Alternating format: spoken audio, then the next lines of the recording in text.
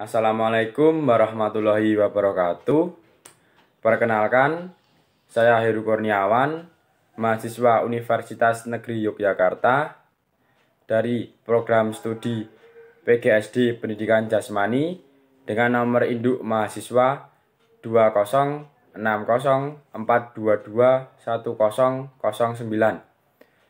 Pada hari ini, saya akan menyampaikan materi tentang dasar biomekanika pendidikan jasmani. Pengertian biomekanika. Mekanika adalah salah satu cabang ilmu yang tertua dari semua cabang ilmu dalam fisika. Biomekanika didefinisikan sebagai bidang ilmu aplikasi mekanika pada sistem biologi. Biomekanika merupakan kombinasi antara disiplin ilmu mekanika terapan dan ilmu biologi dan fisiologi.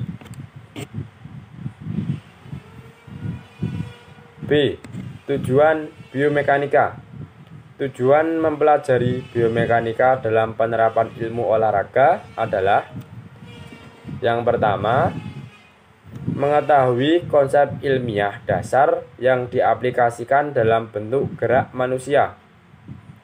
Yang kedua, memahami suatu bentuk atau model gerak dasar dalam olahraga sehingga mampu mengembangkan dengan baik. Yang ketiga, mampu memahami perkembangan gerak dasar. Yang terakhir atau yang keempat, mampu menerapkan suatu bentuk yang sesuai dengan karakteristik fisik seseorang dalam berolahraga dengan baik dan benar. C. Fungsi biomekanika terhadap guru pendidikan jasmani dan pelatih olahraga. Biomekanika erat kaitannya dengan ilmu keolahragaan, sehingga biomekanika memiliki fungsi penting bagi guru pendidikan jasmani dan pelatih olahraga. Menurut Arma Abdullah, dijelaskan bahwa dalam hal ini fungsi anatomis, fungsi fisiologis, dan mekanika dari tubuh manusia dan akan membantu meniadakan kesalahan yang dilakukan guru dalam proses belajar mengajar keterampilan. Secara garis besar, fungsi dan kegunaan biomekanika dalam guru pendidikan jasmani maupun pelatih olahraga yaitu: yang pertama, memberikan dasar ilmu pengetahuan untuk mengambil keputusan berkenaan dengan keterampilan dan gerak dasar pada olahraga. Yang kedua, sebagai dasar untuk memperoleh jawaban tentang masalah dan unjuk kerja atau praktik olahraga. Yang ketiga, prinsip serta asasnya dipakai dalam memberikan asesmen dan koreksi terhadap unjuk kerja yang dilakukan oleh peserta didik atau atlet. Yang terakhir atau yang keempat, mampu mengembangkan gerak dasar olahraga yang lebih efisien dan manfaat guna. D. Asas dan prinsip biomekanika. Pada pembahasan dasar-dasar asas dan prinsip biomekanika, hanya didiskusikan aspek-aspek dalam pendidikan jasmani yang berkenaan dengan biomekanika. Sedangkan pengkajian sejarah mendalam akan dipelajari dalam mata kuliah tersendiri. Pada asas dan prinsip biomekanika ini dipelajari tentang penggolongan gerak manusia. Menurut Breuer, penggolongan tugas gerak manusia terbagi atas: 1. Tugas menggantung, 2. Tugas mendukung, 3. Tugas berkaitan dengan gerak tubuh atau objek, dan yang terakhir atau yang keempat, tugas berkenaan dengan tenaga. Tugas menggantung menurut Arman Abdullah. Tugas menggantung memainkan peran yang menonjol dalam evolusi kehidupan manusia. Kebanyakan tugas menggantung berhubungan dengan aktivitas dengan beberapa jenis secara bergantung dan sepotong besi.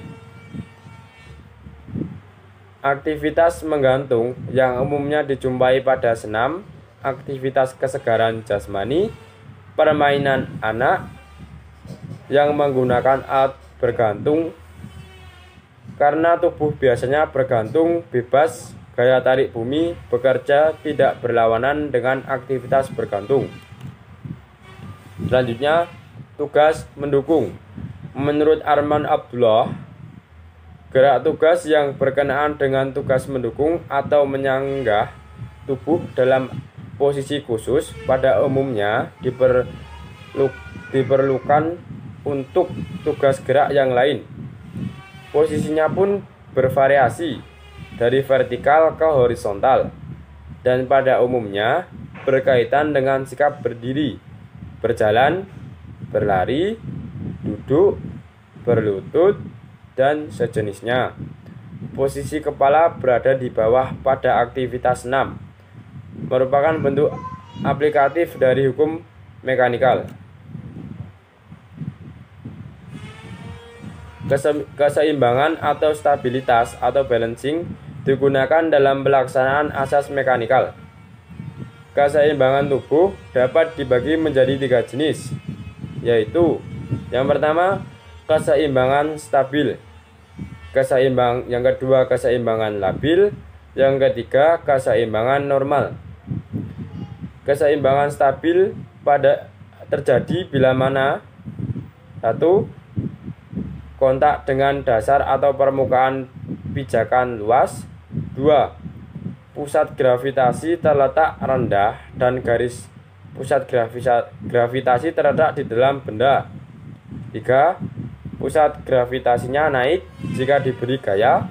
Yang keempat, munculnya gaya pemulih yang menyebabkan kembali ke posisi semula.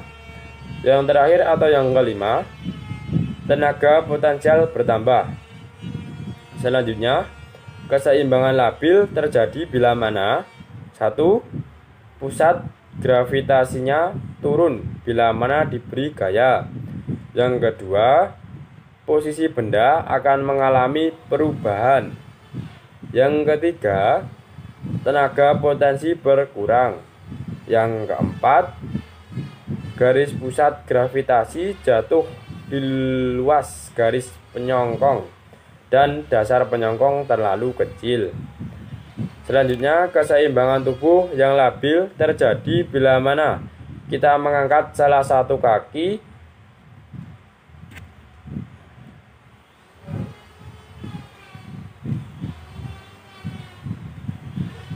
Keseimbangan tubuh yang labil terjadi bila mana kita mengangkat salah satu kaki dalam gerak olahraga atau pada gerak penguluran. Saat salah satu kaki diangkat, maka luas garis penyongkok lebih baik atau lebih kecil, sehingga akan terjadi keseimbangan yang labil. Keseimbangan normal terjadi bila mana pusat gravitasinya tidak berubah apabila diberi gaya. Tenaga potensial bertambah. Di sisi lain, keseimbangan tubuh tercapai dan meningkatnya bila 1. Letak pusat gravitasi direndahkan, seperti posisi duduk atau berbaring.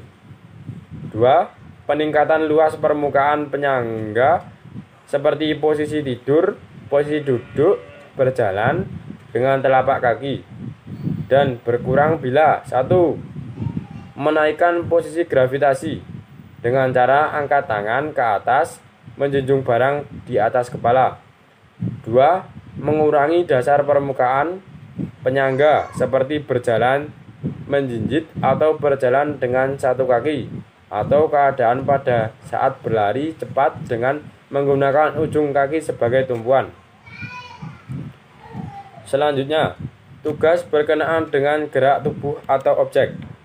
Penggolongan tugas gerak ketiga menurut Bohr ini berkenaan dengan tenaga yang timbul dalam tubuh atau saraf, otot, atau kerangka untuk menggerakkan tubuh atau bagian tubuh objek di luar tubuh, tenaga yang diberikan oleh otot bekerja sama dengan sejumlah pengungkit yang dibentuk oleh persendian tubuh manusia.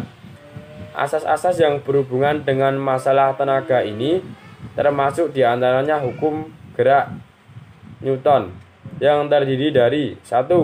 Hukum inersia, 2. Hukum percepatan, 3. Hukum aksi sama dengan reaksi. Selanjutnya, tugas berkenaan dengan tenaga. Dalam banyak aktivitas olahraga, tubuh menerima satu tenaga dari satu objek seperti sebuah bola atau memberhentikan tubuh seperti mendarat di lantai pada senam palang tunggal. Selanjutnya, teknik analisis biomekanika. Biomekanika akan lebih efektif bila asas dan hukum mekanika dapat didemonstrasikan dan dipelajari dalam laboratorium. Teknik analisis biomekanika dapat diterangkan melalui penjabaran sebagai berikut.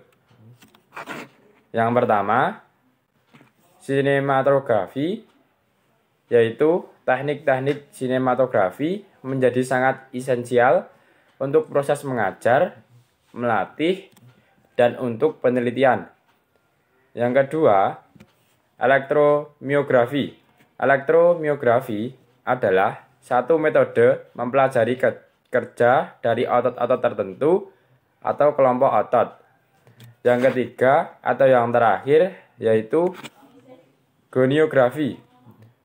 Goniografi adalah suatu aspek penting dalam gerak manusia yang berhubungan dengan sistem otot rangka yang berkenaan dengan kerja pengumpil pada persendian. Sekian materi yang dapat saya sampaikan. Banyak kurang dan lebihnya mohon maaf. Saya akhiri. Wassalamualaikum warahmatullahi wabarakatuh.